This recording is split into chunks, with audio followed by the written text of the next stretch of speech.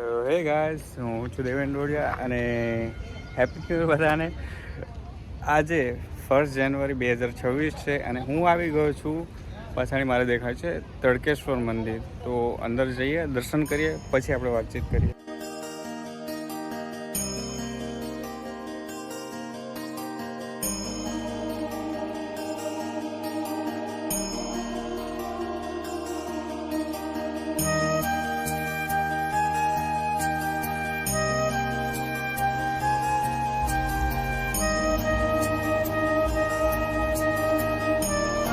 તો 2026ની શરૂઆત કંઈ આ રીતે થાય છે. આજે 1 જાન્યુઆરી છે અને પહેલાં મહાદેવના આશીર્વાદ લેવા આવ્યો છું. તો જો આ એન્ટ્રી પર પહોંચી ગયા છે. બહુ બધા ભક્તોની ભીડ આવી ગઈ છે.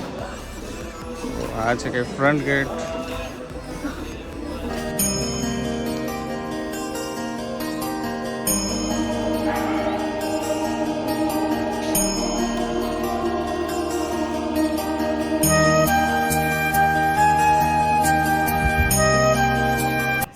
ફાઇનલી ગાઈઝ, દર્શન થઈ ગયા છે. મારું જે મનોકામના માંગવાની એ મારી બધી મંગાઈ ગઈ છે.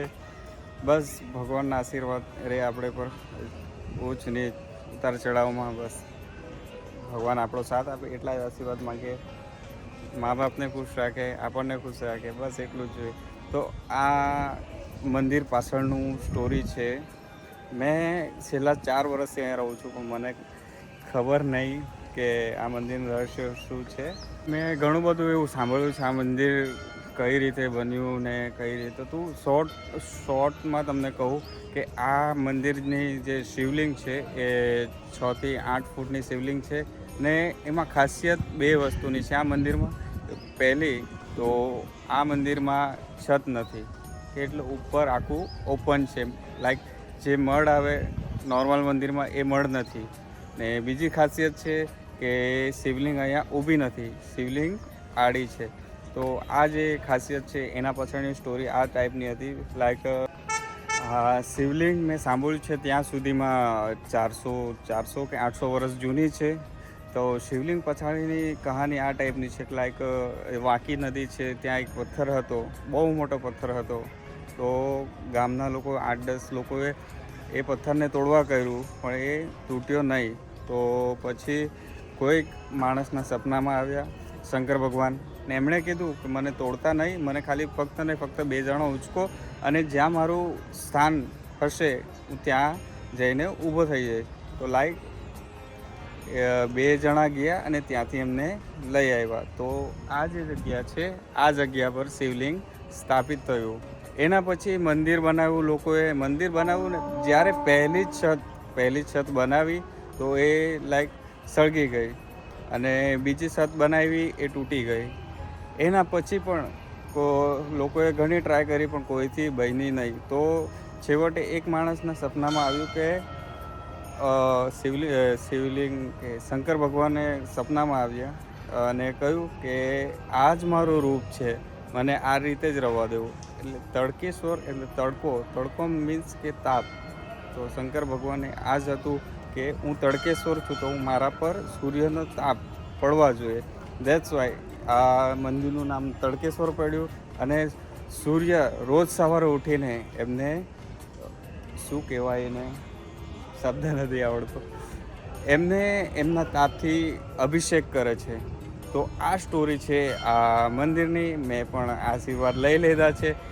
આવા વિડીયો જોવા માટે મને જરૂરથી ફોલો કરજો, ઠીક છે?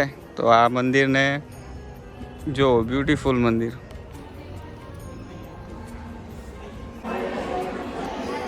તો આપણો તો દિવસ એકદમ સારો હવે શરૂઆત કરી છે. આ વિડીયો જોવાનો બી દિવસ સારો જાય એવી પ્રાર્થના બધાને. તો હવે અહીંયા આશીર્વાદ લઈ લે જશે, બધું કામ બધી. હવે જઈશું આપણે ઓફિસ પર જે કામ છે તે કરીશું.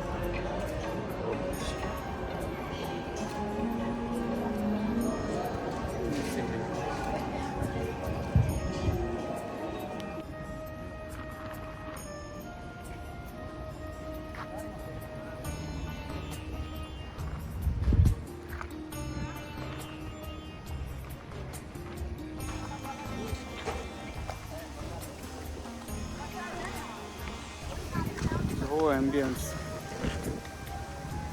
ને ઘણા લોકોને જોયું છે કે ભાઈ ખાલી મારા નામ પૂરતું તમે ખાલી જોતા છો, તો એ નહીં જોતા, થોડા ઇન્ટરેસ્ટ બી બતાવજો. તમે બી જોવો, તમારા મિત્રોને બી બતાવો, ઠીક છે. વધારે વધારે શેર કરો, થોડું મને મોટિવેશન મળે, બરાબર.